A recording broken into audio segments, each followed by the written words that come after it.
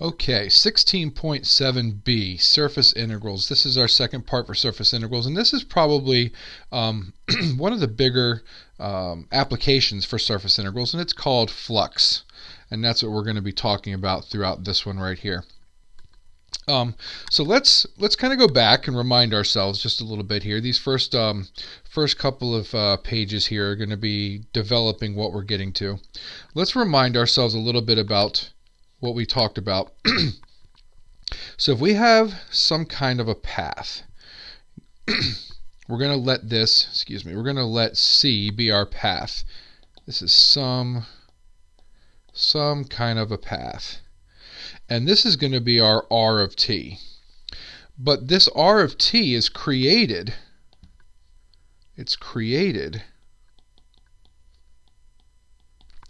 by R prime of t vectors.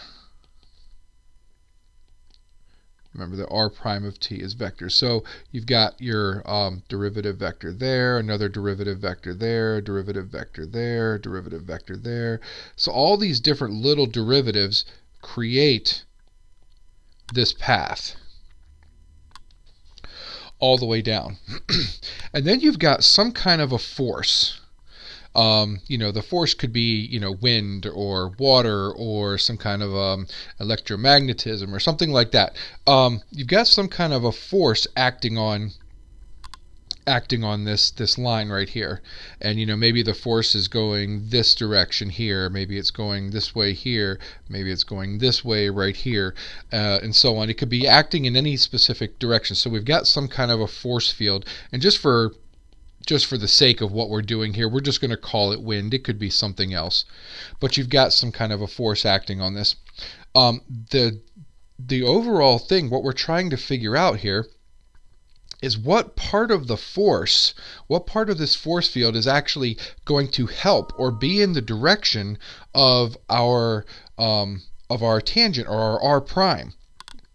So what we can do is we can kind of look at, like, maybe down here, this one piece right here, we've got a force of the wind which goes that direction right there. And the question again is, what part of our force F helps or is in the direction of R prime? So in the direction of R prime. So if we kind of take a look at, like, this bottom piece down here that I did, this piece right there, we're going to take a look at that, and we're going to kind of blow that up a little bit there. So what we had was this blue vector, which was our R prime, our tangent vector, going something like that. Then we had some kind of a force acting on it, which I did in red. So the force was coming off like at some kind of an angle over here. What you've got is you've got an angle in between there. So there's an angle in between the two vectors. And the force of the wind is not actually in exactly the same direction. So what we're looking for is we're looking for that component of the force that is acting in the same direction as R prime of t. Okay, and the blue part here, this was our R prime of t. R prime of t is the blue. But what we're looking for again is what part of the force is acting in the same direction. Well, remember, the force has two components. That red piece has two components. It's going to be made up of this piece right here, which is in the same direction, and then it's this piece right here, which is perpendicular to our R prime of t. So hopefully you guys can see that the one that goes parallel to our vector definitely helps. It aids the line integral, and the one that's perpendicular does not help the line integral, does not help the force at all. The force is not helping along that path. So this is our kind of our B right here. We'll call this right here A, and then over here, this was our force. And so we have a couple of different formulas that can help us to describe this. Hopefully you can see that the way this is drawn, that the vector A plus vector B is going to be vector F. So if you add those two components together, you would get the force. Hopefully you can see that. Well, we've got two things to look at here. What we have is we have the component. Let's go back to, let's just do red. We have the component of F onto R prime. The component of F onto R prime, well, that's just A. Hopefully you can see that. The component of the force that lies on R prime is the A portion of the vector. And then we also have that the cosine, just by regular trigonometry, the cosine of theta is going to be the adjacent side, which is A, over the force. And of course that's a magnitude. We need it to be not the vector, we need it to be the magnitude there. And then we have another formula that we can use, which is that the force dotted with R prime of t, I'm going to go ahead and I'm going to erase that actually and put it in a different spot. I'm not going to have enough room to put it there. The force, oops.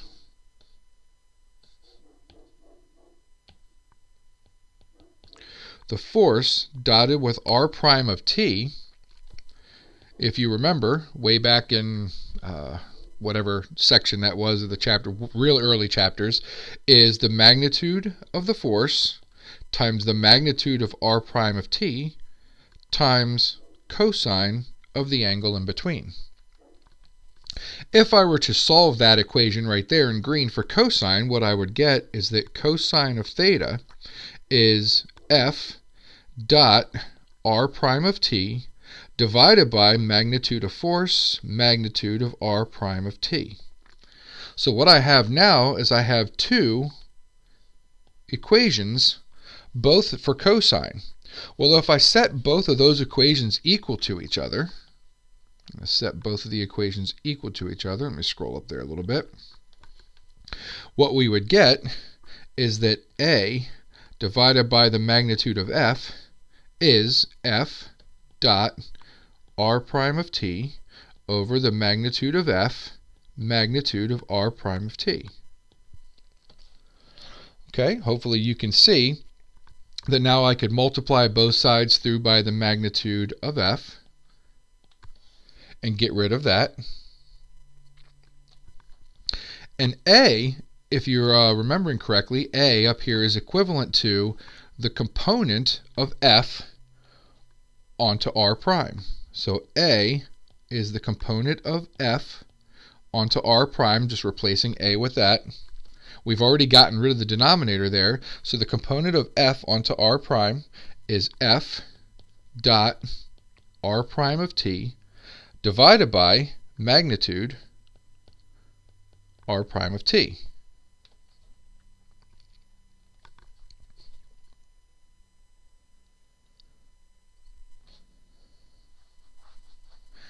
So the component of F onto R prime is F dot R prime of t over magnitude R prime of t. What this gives us is, this is one piece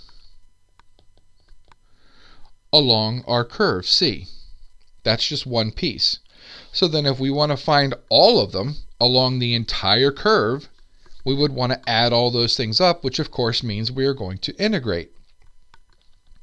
So we would have to take an integral over the curve, or a line integral, of F dot R prime over magnitude of R prime, and then this would be ds.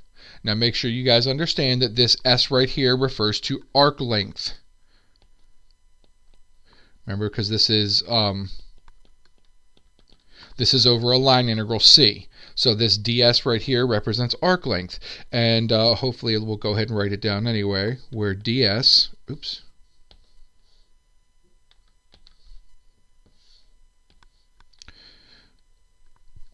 where ds is the square root of dx dt squared plus dy dt squared dt. And if you remember correctly, the square root of dx dt squared plus dy dt squared is nothing more than magnitude of r prime. That is the magnitude. That's where the square root of each one of the squares comes from. And r prime, of course, is the dx dt and the dy dt. So if I replace the ds in my integral with this magnitude of r prime dt, what we get is the line integral of f dot r prime over magnitude of r prime times ds, but ds is this square root, but that square root is the magnitude of r prime dt. So of course the magnitudes cancel out, and what that leaves us with is the line integral of f dot r prime dt, which of course, if you think back to what we were doing, is the integral from a to b of f parameterized, so f of r of t, dotted with r prime of t, but remember r prime of t is just, that should be an r prime up there, r prime of t dt. And the other way that we could write that was the integral from a to b of f dot dr. Okay, and this is what we've already seen. Okay, this is what we were doing. This is how we did line integrals. That was the general idea. So now we're going to take that, and now we're going to expand upon that and put it into terms of surface integrals. Okay, so here's how it expands into our surface integrals. So now let's say what we've got over here is we've got some kind of a surface, and we're going to draw the surface again like we usually do, just kind of up here floating in space, doing whatever it's doing. We've got our surface. And along the surface, now the surface is going to be defined parametrically, so we'll call the surface S, and we're going to say it is defined parametrically. Whoops.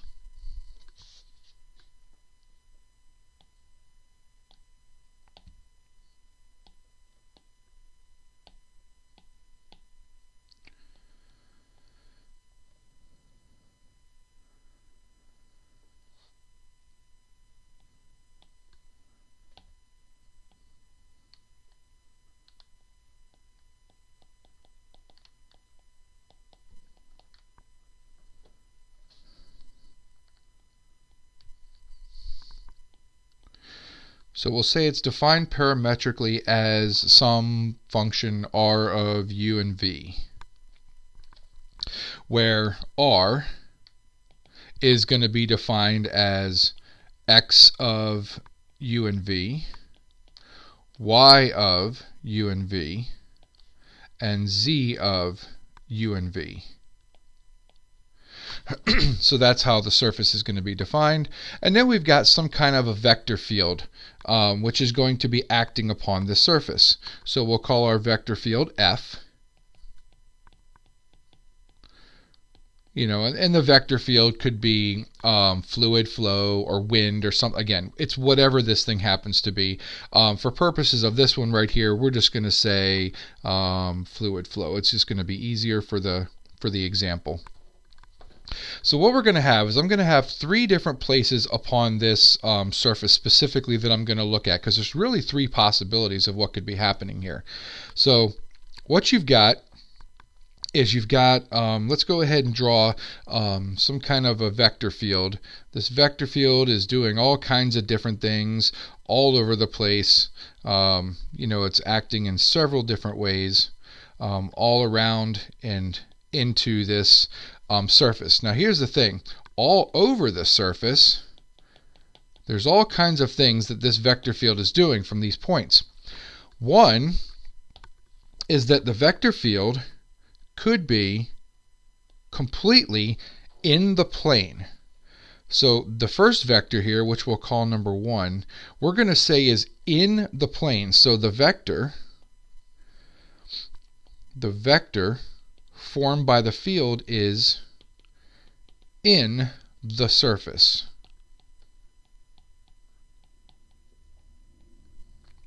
It's in the surface. The second one that we're going to do, we'll put over here, we'll say is actually coming off completely perpendicular to the surface. So the second one, we'll say the vector is completely perpendicular to the surface. So if you're kind of getting the idea about what we're talking about here, we're talking about how this vector field reacts as it hits the surface. What is it doing as it goes? Actually, it's through the surface. It's through this specific surface. So if you've got all these points on the surface, how is the vector field acting as it goes through the surface? Well, in number 1, it was parallel. So it's actually in the surface, it says. So it's really not doing anything. It's not really helping whatsoever. It has a flow to it, maybe it's whatever the units are, it's got a flow to it. It's just not doing anything to get through.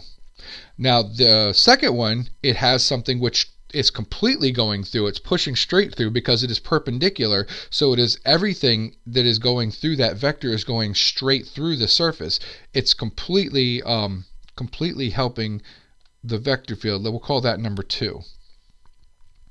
And then the third one is that maybe you've got something like this where it's going like that.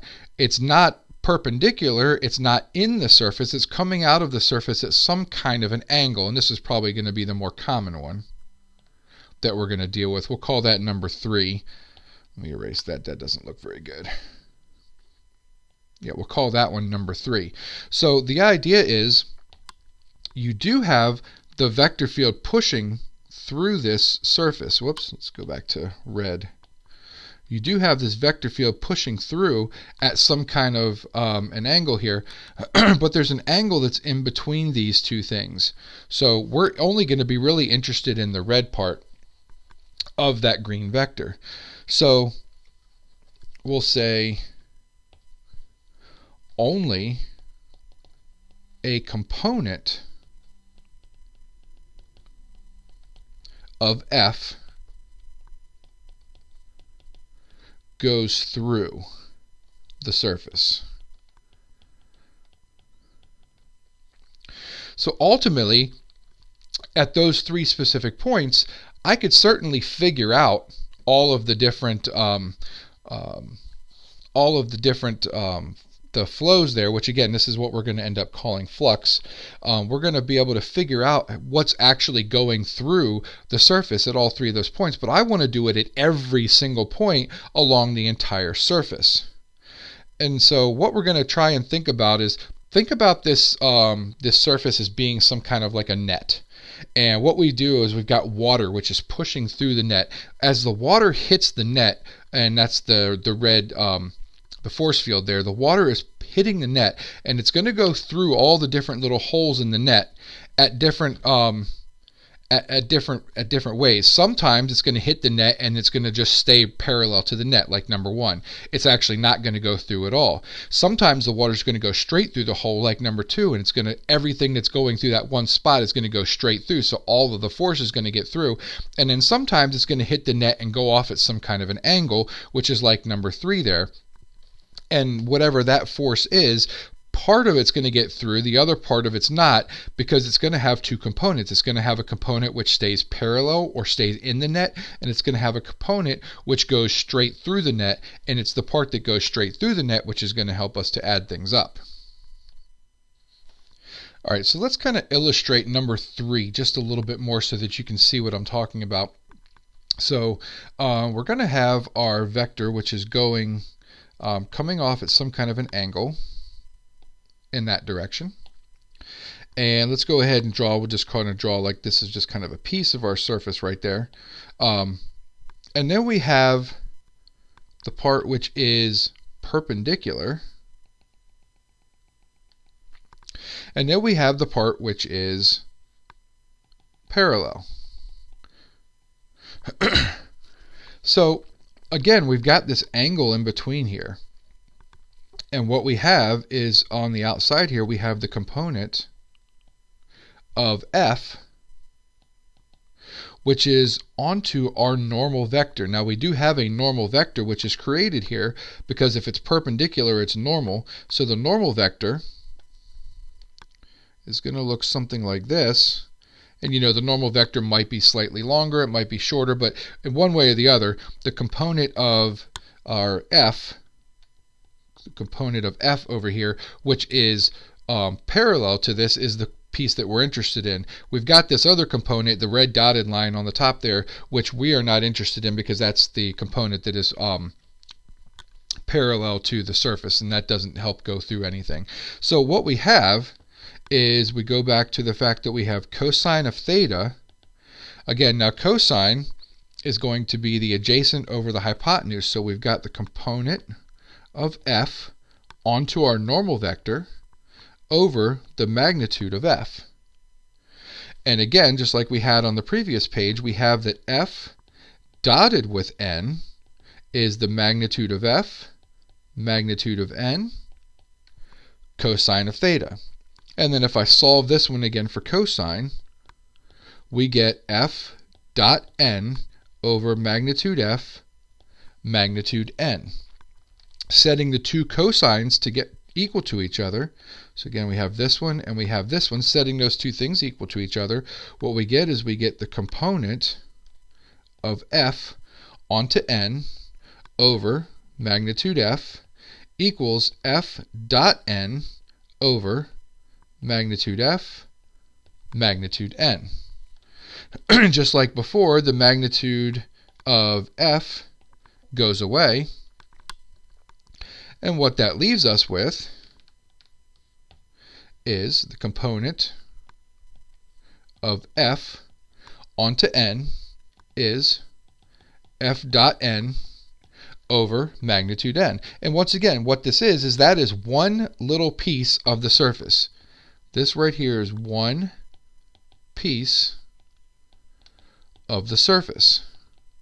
But again, I want all of those red dots. I want every single possible point on that surface to figure out what is actually getting through. That's what I'm interested in. So what we're going to have to do is we're going to have to take a double integral. Because now we're talking about over a surface, not just a line integral. So I've got multiple ways to go there. So we have to take the double integral over the surface. So now this is a surface integral of f dot n over magnitude n. Now ds. Now this ds is because this is a surface integral. So this right here is the surface. And again, I know it's sometimes it's hard to keep those straight. You just have to keep it in context. Okay? All right, so let's keep in mind that S has been parameterized. S was parameterized as R of u and v. And we know that R of u and R of v are in the surface.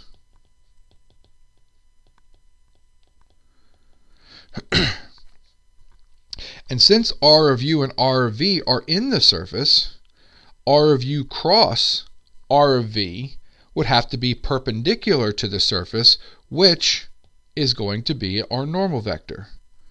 So another way of writing our normal vector is RU cross RV. So we're going to replace that over here in our double integral. F dotted with RU cross RV over the magnitude of n ds. Okay, and don't forget from the last section, ds was the magnitude of RU cross RV.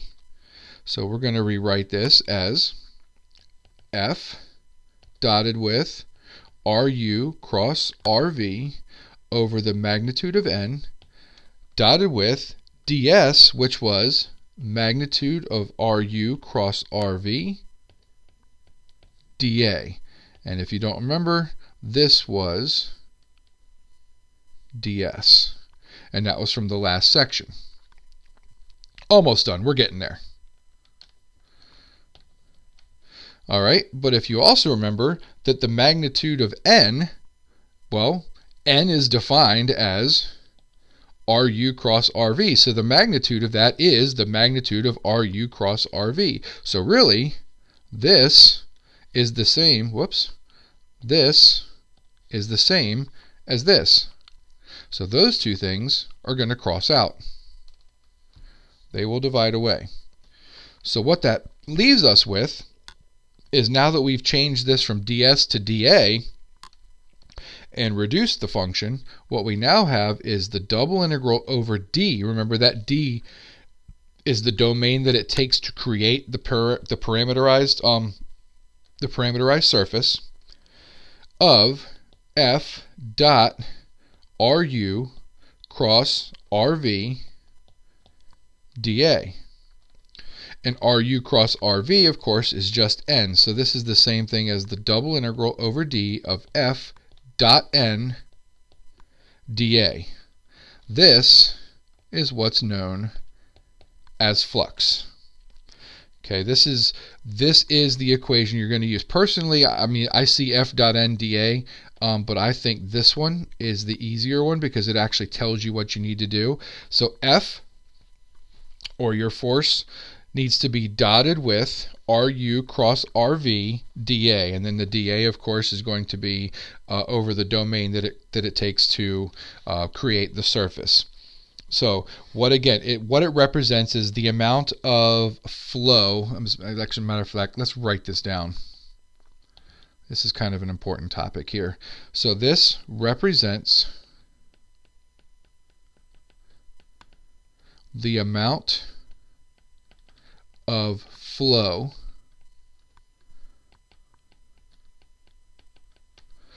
per unit of time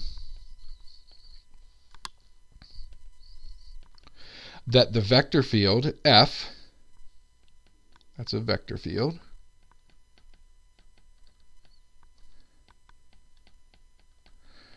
passes through the surface. Surface S. It is the amount of flow per unit of time that F, the vector field, passes through the surface. That is flux. All right, we're going to do 4 examples. These are not short, so will probably be 1 video per example.